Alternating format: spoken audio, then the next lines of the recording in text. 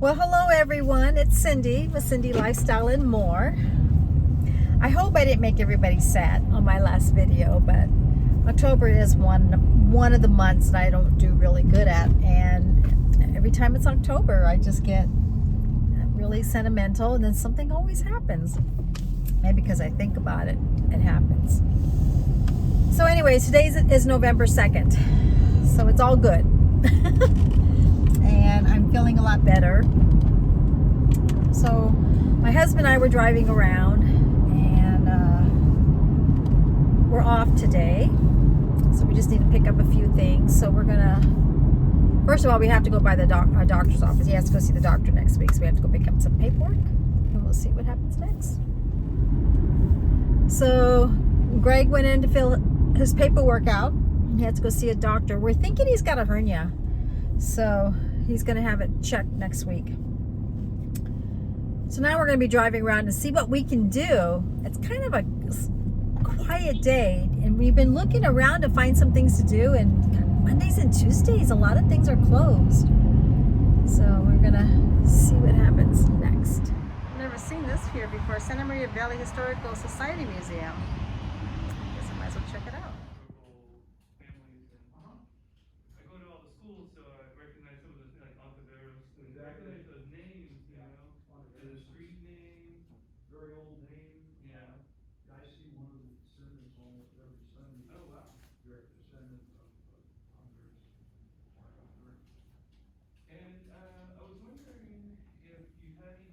Shut down. It's all college now, and there's only a few remnants of the on the west end of it. There's some industrial buildings that are hangars. The old hangars still left over in Hancock Field, but they trained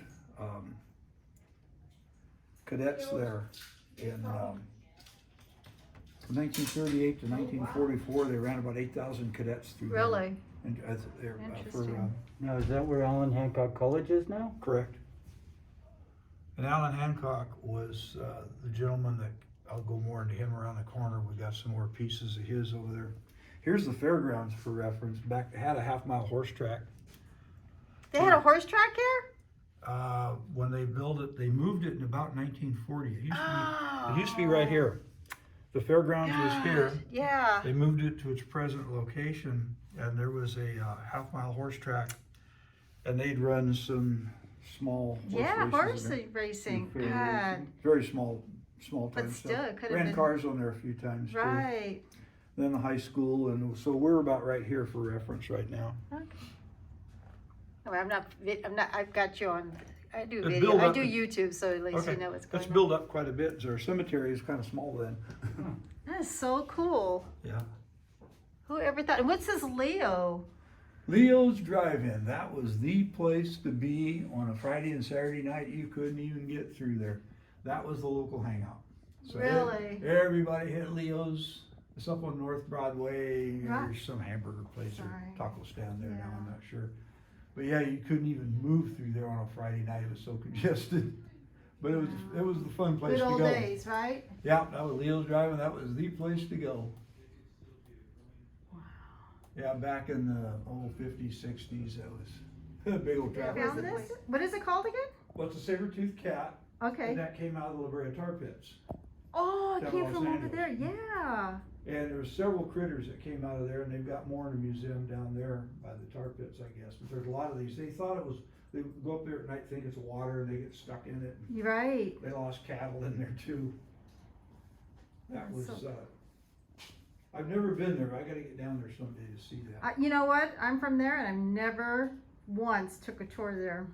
Not Yeah, once. Hancock Park and all that, I've never been there. But I'll show you more around the Yeah. corner here. Santa Maria Bbq. My sister loves it. Well, a lot of people associate it now with tri-tip, but it's not really. That came in the late 50s. What the real Santa Maria style barbecue is top sirloin, or they call it top block.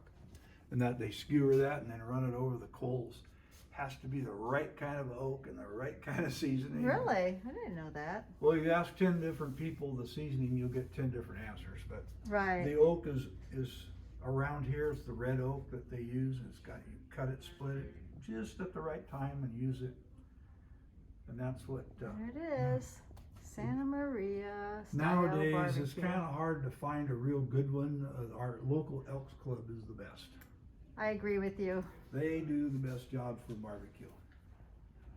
They've been known for that. This guy, he was the manager for many years Right. of the Elks. That's a cousin of mine. He's dead, Aw, passed away. He's about I'm 92. sorry.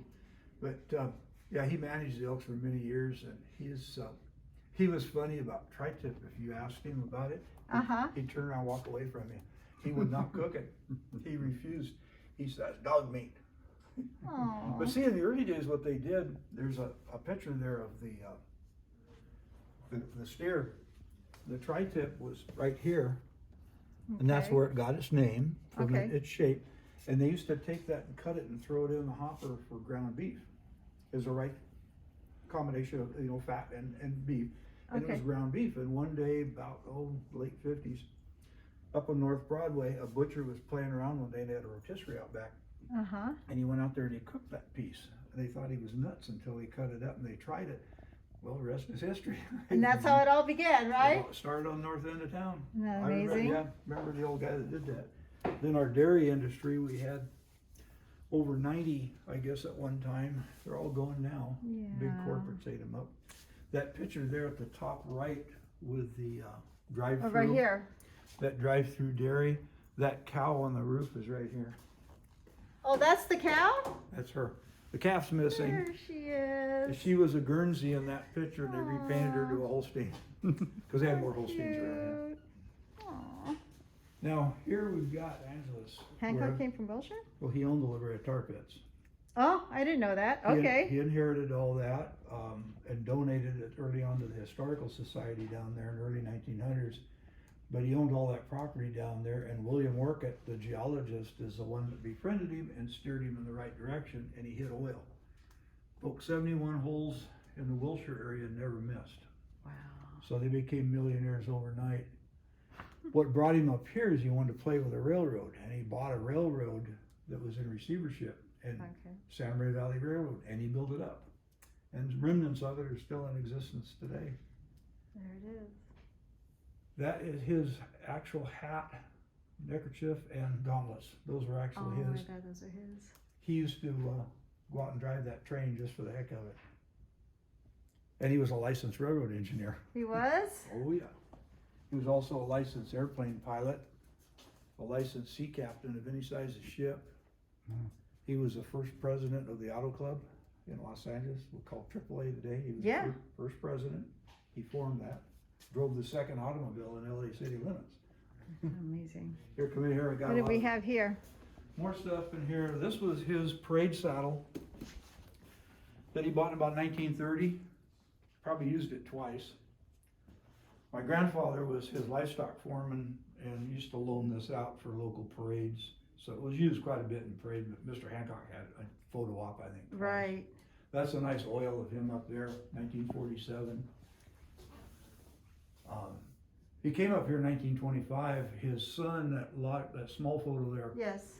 Bertram, his only son, was 22 years old, graduated from college, coming into the business, and they're on their way up here one night to buy another ranch east of town, and they stopped in Santa Barbara, and an earthquake hit about 6 the next morning and killed him in the Oh, hotel. I'm so sorry to hear. So he lost his only son. Aw. He was married 3 times. His first wife passed away. She bore Bertram and a daughter, and then second wife married. She was a real trip. She was a real gold digger. She hit him for a lot. She was a nut about horses and silver and stuff like that. And she spent tons of his money on horses and all that. And when they divorced, my grandfather was called and told to step aside. That the divorce decree said that she got everything in the stable except that Except saddle for that and saddle. one horse because he had it before they were married. I And mean, then number 3 is right there. is this number 3 right here? Marion, who the medical center is named for, Yeah. she was responsible for getting him to donate the property to build the new hospital. Okay. She's quite a lady. She was an interior decorator by trade in Los Angeles, and he'd known her for a lot of years. And this was his last yacht. Kind of looks like a tuna boat. but it was very luxurious inside because she designed the salon, if you will, Right. and it was beautiful inside. And they did a lot of cruising around on that. He was quite the yachtsman. He had several of them. Very nice. And his named him Ola Valero. That was 4. Number 3 was commandeered by the Navy in World War II for a coastal patrol, and that was his favorite. Wow. He put a lot of miles on that one. Yeah, his somewhere around here in a file we've got his 1953 renewal of his sea captain license, and it says of any tonnage, so he could take care of any size of boat, ship, if you will. There's a nice shot there of Hancock Field looking due north. That picture was taken probably about, I'm not sure when, because I don't see the military planes there, so it was in 38, 39 time frame, I think. And that one right there was his favorite. He always bought Lockheed's. He was Lockheed? a stickler for brands, and he would only buy a Lockheed aircraft for himself, and he would only buy Chrysler automobiles. Yeah. That's it. That was it. That's That was how it was going to be. And that's all campus now. There's no remnants of the airfield. Army planes lined up there, and they flew the Stearmans. They were Boeing Stearmans that they flew for training purposes. Is that where Santa Maria Airport is now? No. That is the Hancock College right That's there. still Hancock College. And you're looking west at that point. And who's this up here? That was, I forget their name, but they flew this tri-motor. It was a big deal about flying to Australia or whatever, and he financed that. Kingsford. Oh, okay. There's So a he story helped here. out. It's a Southern Cross, and Sir Charles Kingford Smith intended, whatever it was. It was a big We know it record was flight. something. Anyhow, he financed it. He gave him the plane. Pretty cool. So he was quite into aviation. That's when the General Hap Arnold came to him in the 30s and asked him for his help in turning that into a training base. They ran over 8,000 cadets through there. Wow. Washed out about 3,000 of them because they needed good pilots. They couldn't mess around with them, so they had to have them fast. So in the 92 time frame. And this Japanese family came in here a while back that owned it and wanted to donate this because they're moving back to Tokyo, and asked us to take it and display it. So Oh, that some was nice. Beautiful work that they did over there. It was high dollar stuff that they did. Our Japanese pioneer. I met the man, and I couldn't understand him. His English was so bad. Excuse me. That's okay. They used the Guadalupe Dunes, Yes, for Cecil B. DeMille, huh? and still to this day, they use it for backdrop for commercials and what have you. They use it for filming all the time. I have got to see that place too. I didn't know that the Sheik was filmed in Santa Maria. Well, it was out actually in the Guadalupe Dunes. It was in Guadalupe Dunes. Yeah, just out of here. Okay, I'm happy you said that. Yeah, and then this, we had a theater. This is what downtown used to look like, and we had a big theater, big walk-in down here, just down a couple blocks, and this is a projector out of it. Oh, okay. That's on Broadway right there. You're kind of going south to north, kind of a panoramic shot. There used to be a bowling alley there too, wasn't there? Up on, I'll show you. That's on another picture. That's okay. was on Main Street. The bowling alley was, if you went up there and took a right down about a block or two, you'd get the bowling alley. Yeah, I remember going down there. I can remember when they still had the pin boys. When my sister was in school, yeah, we walked down there one day and her friends were up there like this. He was, setting the pins before the automatics. Make some extra money. Yep. So what is this big machine that showed the movies in the That movie was a theater? projector in the big theater. That was Okay. one of them. Then this Spirit of St. Louis, 1955. If you ever get a chance, sometimes a late night TV, cable, whatever, Shows they'll it, show huh? it. And that was filmed here, all here in Santa Maria. Really? At Hancock Field, a lot of it, and then out southwest of the main airport, they used that also. So Wow. they filmed Wow. all over Santa Maria. And they had a replica of the Spirit built And I remember as a kid watching it because I lived, you know where Santa Maria is? Yeah. I lived 4 blocks west of that. So the takeoff pattern for the Hancock Field was right over my house. So I'd look up and see the Spirit flying over there about for 2 weeks. Every You've day. seen a lot in your life. Yeah, I was born here, so I got to see a lot. And that, yeah, the plane was lost in San Diego in a fire. Oh, that's too bad. And what's all this? Well, this is our fire department display. This down here, this clipping, that was May of 1956 on a Friday, Memorial Day weekend, and our fire station burnt down. Oh. High noon. And it was one guy on duty. They had all volunteer fire department those days. The captain was in, chief was down Santa Barbara at a seminar. And the guy told 2 stories, either cleaning up gas or cleaning with gas. Whatever it was, he started up one of the engines, sparked the floor, there went the whole place. And there it went. And by the time the outlying areas got in here, that was gone. So down there in City Hall, there's a parking lot. Behind it, that's where it was. Then they just built across the street. It was embarrassing. It hit the national news. Oh, I'm sure. And the cover of, I think, Life magazine. So we were kind of the laughing stock. You know, come on. I was in school right over there. Charred. What's this now? This was a little lady here in town. Her name was Patty Boyd. Okay. She's a dwarf. Came from a wealthy family, farming family. And she never let her handicap get in her way. She was a piano Right. instructor for many years. And her little studio is still down there. Of course, she's died Yeah. in her early 90s. And in her will, she left around $12 million to Hancock Performing Arts or Musical Arts. That wasn't from teaching piano lessons. That came from her inheritance from farming. Right.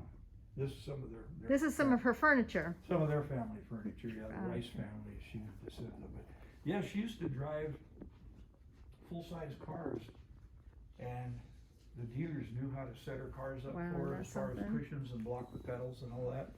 So she could drive. She'd drive big old Buick around town. I used to watch her. She'd open the door and jump and disappear behind the door and come toddling out. Not funny, but it's. Well, I'm short. I'm 4'11", so I get it, Oh, you know? She didn't let anything get in her way. Right. You got to move on. You got to do what you got to do. And then this, I love showing kids the old stove and the ice, and trying to explain an icebox to kids today. You know, we don't freeze popsicles in here. We keep things cool, maybe. Right. And then I had a great aunt lived right over here, a little Portuguese lady, and she had a sign that she would put in her window that was big sign that said "Ice today." It was the only one I ever saw. And there was a guy who used to drive around town with a little pickup with a box on, insulated box on the back like Most ice people don't even remember the phones. Well, these two, this was what a lot of people had back, and there was a pie safe, they called it. And this is where you put your baked goods or whatever to keep the bugs Right. off of it, maybe. I'm sure my Put your great bread or grandma whatever, yeah. had one of these. Yeah, the evolution of the phone. I grew up with this, and I remember That's the right. day, I was too young to use the phone, but I remember the man installing our first dial phone. I was probably about 4. It's exciting. Yeah, and then the minute he left, I started playing with it. My mom was yelling at me because she thought I was going to break it. Right. These things are indestructible. But this is what we had for years. My mom, Yeah. even Yeah. though she had a cordless phone in the house, in another room, she would not give this one up. That's right. I remember when these came in. Yeah. These are my days. Well, I remember having party lines. We always had at least a That's what I was 3-party gonna line. say, all of this. Yeah, we had a 3-party line, and it wasn't until the late '60s that we got a private line. Right. But I remember we had the 5-digit phone number is what I grew up with, and of course I went to the 7-digit number. But I had a little boy in here the other day, and I said, "Okay, dial your phone number." He looked at me. It took him a while to figure out how to do it.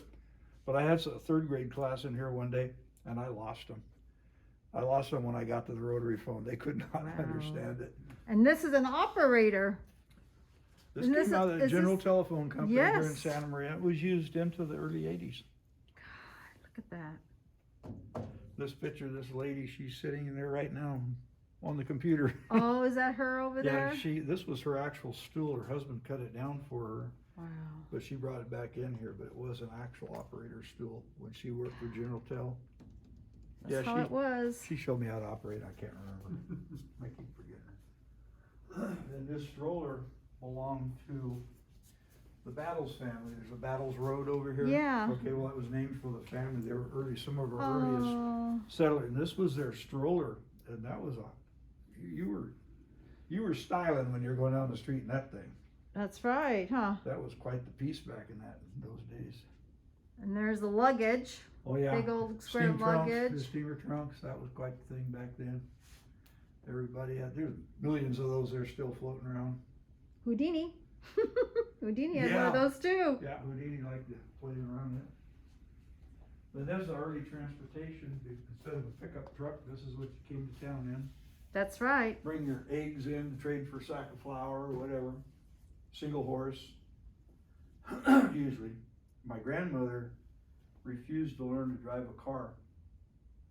But my dad said she's scared to death with this thing because they lived out east of town on a farm and there's no speed limit for her in one of these things and a horse. Then my grandfather would get mad at her because she bring the horse all lathered up. Look at the little umbrella back there to keep them cool? Oh, maybe. Who knows, right? Then you got the big old saddle there. The horse collar, that's yeah. a nice little horse collar up there. Collar, yeah. And you can see they had it on the mules. Yeah. Well, see the bells on top. The brass things up there are called Haynes. So they call those Haynes Bells, and it was like an ornament, just a thing you had. And the rule of thumb here in the valley was that if I was mired in mud with my team and you came along and had to pull me out, I got to take your bells. That was the spoils. So we figured those bells probably went around the valley about 3 times. Now the harness, my great-grandmother used the harness from the barn when the kids were babies. And when she wanted to hang her laundry out, she would put the harness on the ground and it would support the baby, let him sit in there. Wow. And then she'd give him a chicken feather and molasses and it would keep him busy for her to hang her laundry out. Pretty smart. Hey, those people did with it. They were very inventive back then. Who's this gentleman? Probably our first doctor here in Oh, town. first doctor. One of our first doctors. Then we get, this is before Truth in Advertising. You look in those boxes there, all that snake oil in there to cure anything. Tar and alcohol. Yeah, didn't they used to have they would come in and say they had the miracle? Oh yeah, those are all miracle drugs in Yes, there. I bet some of those are them. Cure for anything. Exactly. And then that thing there used to have a belt on it, and this was a pedal operated dental drill. Oh my God. And your assistant would get this thing going. I think it's spin around. Yeah, it had a belt with a little pulley up here, and then you drill. Oh my God. They said that the barbers used to do it. Barbers would take Years ago. years ago. Oh yeah, they did. You were talking bowling alley. Here's a picture up here. I'm going to show you. When you can just about see it. The bowling alley was on the 200 block of East Main, and about right here is where the bowling alley was. There you go. Yeah. Now this section here is still here. Just about all that is still down there, because this building here is of course still there, and right here. Now there's another movie theater right here that we used to go to. Here's a dress of those days. What year is this dress, do you think? 1901? Oh gosh, you're talking 1890s probably. 1890? It looks about like the 1890 time frame. Yeah, they call that Whiskey Row, that 100 block of East Main. Whiskey Road? Yeah, they call it Whiskey Row because of all the saloons. It was a seedy area. The town mayors and all that, city council, they wanted it gone for many years, and they finally got their way and tore it down. But I remember when we first moved into town to live from the ranch, Mom told me, you don't ever walk down that side of the street. You walk down this side of the street. So I used to avoid that like the plague. Used to be scared. Now who is this? Crooks. These are crooks? Oh, that was a booking book where they used to use for the booking. That rope in there is the actual rope used in the first recorded and only recorded lynching in Santa Maria, 1890. Wow. And the family that donated it remains anonymous. but it was supposed to be the actual rope. I didn't realize you had this much items and history in We here. got more if we just had a bigger place. Then we got the old laundry there, the old ringers. My mom had hers was an electric ringer washer, and we were always told on wash day, which was Monday, that we weren't allowed in that room because so many kids got their hands caught in there in the ringers back then No, I bet. and maimed, and so mom would never let us in the room. A lot of girls lost their hair too. Oh yeah. Yeah. Well, we lived Rosemary Farm, which is due east of town, still there. And it was a tight little community out there. We had paved streets, we had sidewalks, and it was a Right. great place to grow up. And my grandmother would get up Monday morning, crack of dawn, traditionally, and do her laundry. And rain or shine, if it was raining, she'd hang it out in this big, the back porch she had, Yeah. the long porch. And then when she got done, she would get on her bicycle and ride around the ranch to see what everybody else was hanging out. We never figured that one out. But my grandfather used to go, damn nosy old woman. Well, one day she ran into a parked car and went flying and tore her, she always wore dresses, and tore her knees up Ooh. real bad. So my grandfather took the bike away from her, locked it in the barn, and never gave it back. You nosy old woman. She was nosy. We never figured out why she had to figure out what everybody else was hanging out. This is the sporty model here. Doctors use these two. They're quick to get around, single horse again. Right. But that was the sports car of the day. And this was a photograph? That's the old Victrola. Well, they call them Victrolas. Victrola? Was a generic name, but this is a Sonora brand. That one you have to wind up, yeah, and you gotta Yeah. wind it up. You'll wind it up, 78 RPM, adjustable speed. And then you have to change the needles about every other record because the needles are extremely fragile. The Sonora brand was sold by a local furniture store here in town. The Victrola was the most common. Had the beveled lid, about the same shape, but solid doors. They weren't as ornate. I've got a Victrola at home. They're really common. They're in the Accordions. This bugs me. This accordion here was one of the first we had in our collection, and it's got the name Lorraine on it. Right. And I think it belonged to a lady. My dad had a small band. He would play Saturday nights around here at different clubs. Uh-huh. People would call him up, and he just had what they call a pickup band. He'd grab this guy and that guy, whatever. It was never the same band any two Saturday nights. But the Lorraine was a lady that used to, I think she played the piano and sang in his band. I remember her. Aww. I bet you we think that was hers, but I'm not sure. And this is the Santa Maria Eagles? Yeah. Was that like the same Eagles, the club? Uh-huh. Oh, okay. Yeah. Look at the, right here, Santa Maria Eagle Band. Yeah, going way back. My dad had one of the guys, he was a plumber here in town, and he died just a couple of years ago, but he played accordion, and my dad would get him to play with him, and my dad played the trumpet. He'd put the little thing together for the Saturday night, and my dad gets so mad at him because, oh, this is another bit of just a few items here addressing the Homburgs they wore and the spittoons. Those were nasty things. They were in all the saloons. And this Rex Cafe here used to be right at the corner On Main, right? of Main and Broadway. It would have been on the northeast corner. Excuse me, that was quite the saloon in its time. Wow.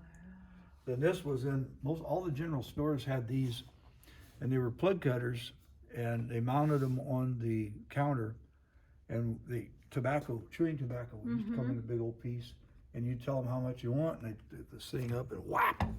But then kids were getting their fingers in it, so they quit using them. It looked like a guillotine, you know. But yeah, they used to use that. Oh, that one's got. We got another one around here. It's got the head in it. The old sewing machine. Then down on West Main, down here on the 100 block on the corner of Main and Lincoln, there used to be, in fact, the building's still there. There used to be a department store there. that sold mainly clothing. which this produced 4,000 barrels the first hour. And that was in Orchid? Yeah, up on Orcott Hill.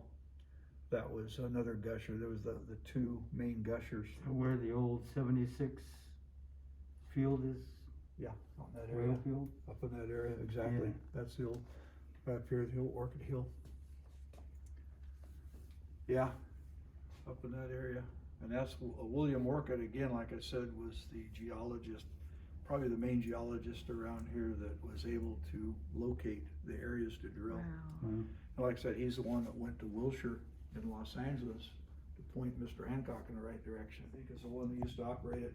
And they had this overhead system on spring Jesus, loaded. huge. And they had the cup where if you had a $20 bill, the clerk would write up the ticket for a pair of jeans and put it in the cup and then pull the thing, and it would shoot into the cashier cage.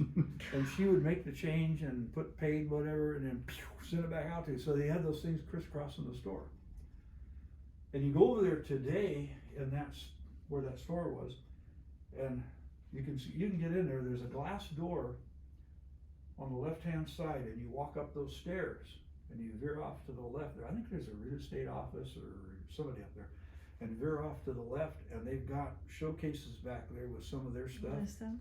and they've got a remnant of that thing mounted to the wall with the Really? whole thing on it. And that was the Oddfellows Lodge, and that was their meeting room up there, and they still got some of the old fold-down wooden chairs out there from the lodge room. Yeah, the old building has really survived. Now that picture right there, that painting, there's an actual full-size That mural. one right here? Right there, this one. This one? There's an actual full-size mural of that on a building over on West Chapel. The 100 block of West Chapel on the side of a paint store. I think it was a paint store, or I forget what it is now. But that mural was on there. It wasn't all that old, I forget when it was painted. Maybe 20 years ago. But there's 2 or 3 of those cars there that I recognized. They were kind of supposed to be locals. They're all gone now. And that's a big old ringer there. We were staring at that thing one day. I had somebody come in to look at that spring. I think it's a Model T.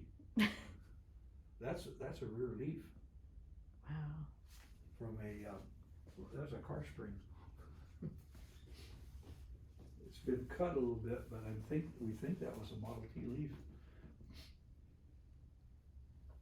That looks like it could do some damage. You bet it could. You don't want to get your fingers caught in there. That's why those things I were don't so even deadly think- back then.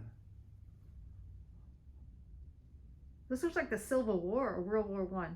World War One. Yeah. Some World War I and some Civil War. The sword, the flask, a few other things, the belt buckle, those probably Civil War remnants. Yeah. The bayonet,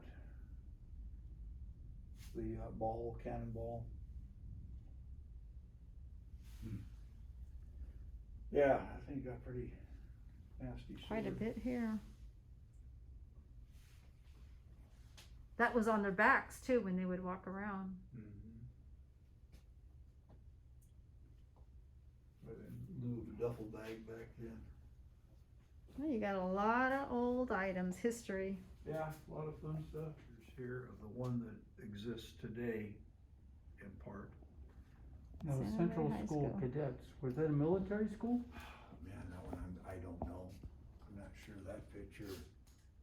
1867. I guess they were around it. I don't know. I don't remember that one.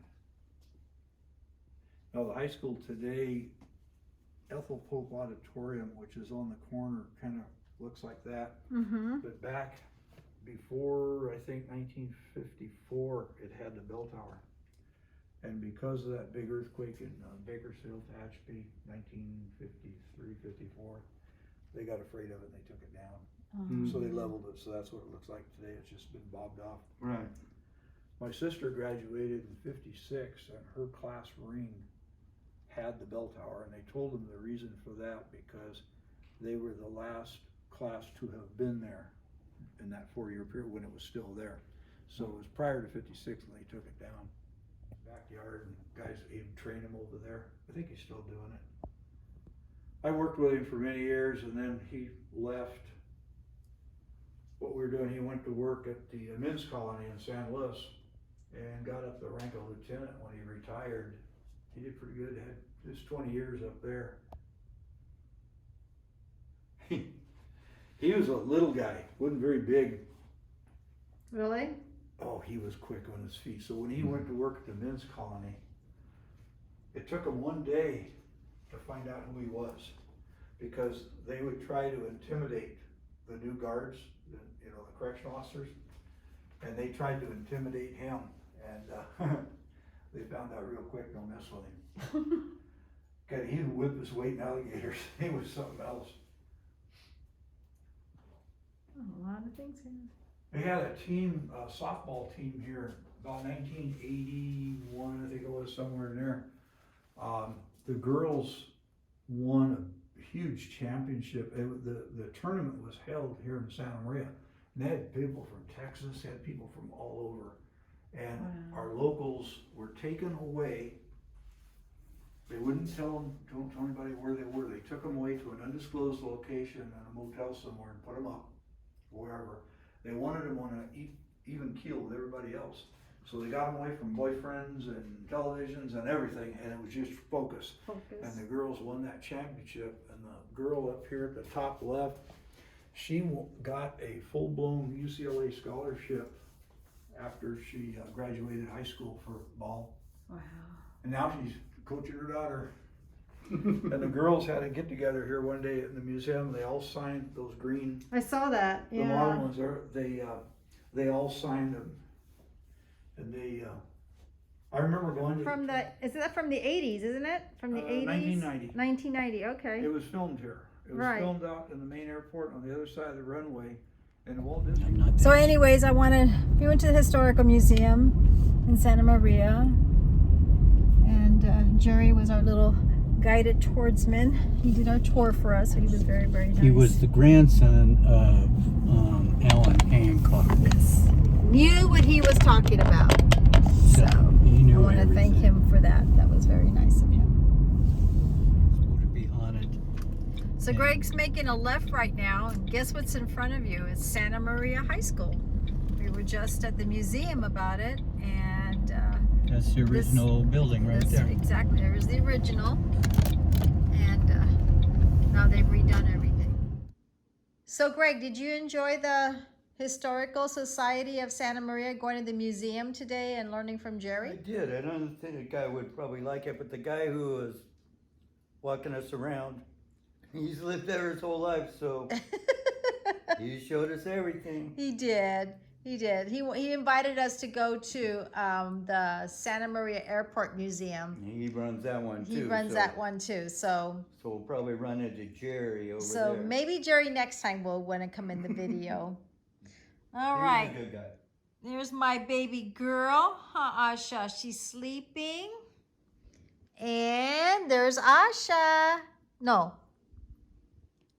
Asha's there. Dakota's there. And Greg. Oh, and the birds. So as you can see, we're home now. So anyways, I want to thank you all for joining us today. I'm happy that my husband Greg, decided to go to the museum today. So, I didn't even think about that. How long you been living here, Greg? Since I lived in Lompoc, but lived here for 30 years, 35 years. And it was the first time for him. So, my hair is a mess. I'm always looking like a mess. I'm just tired today. So anyways, I want to thank you all for coming with us. And we're going to call it a night. It's still daylight outside. I'm feeling in a better mood. Things are good. And if you happen to like this video, thumbs up. Please subscribe. And any comments. And if not, it's all good. Because it just takes a little bit of our time to say hello to everybody. And I appreciate you all, no matter who you are, where you're from. Thank you for coming and spending the time with us. Bye. Cindy. Cindy Lifestyle and More. Bye.